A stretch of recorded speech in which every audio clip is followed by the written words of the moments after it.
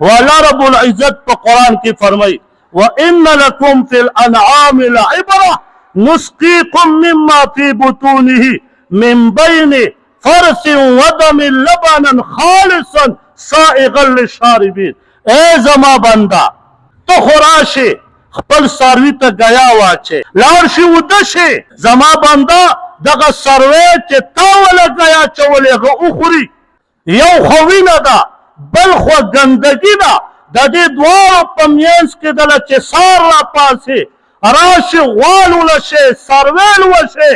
نو خالصې پی د وینې او د ګندګۍ په منځ کې زه تا ته خالصې پی درکړم تکې سپینې نو ای زما بنده چې زما عبادت کې ګوره دغسې عبادت مې وکړه چې هېڅوک ما سره شریک نه کړي